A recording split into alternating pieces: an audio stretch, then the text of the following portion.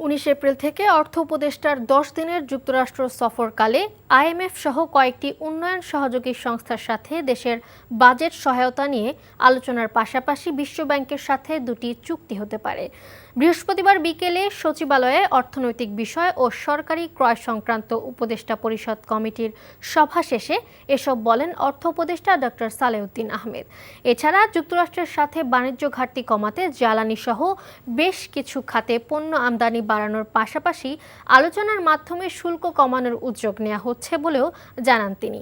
বলেন, শ্রম আইন সংশোধন সহ বেশ কিছু বিষয়ে অগ্রগতি থাকায় এই সময়ে জিএসপি সুবিধা ফেরত পাওয়া নিয়েও আলোচনা হবে।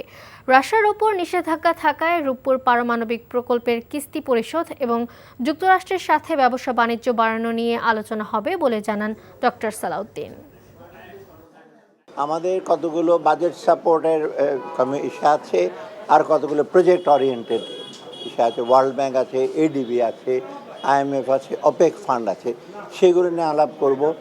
দুই একটা চুক্তি হতে পারে ওয়ার্ল্ড ব্যাংকের সাথে, দুইটা চুক্তি অপেক ফান্ডের সাথে হতে পারে।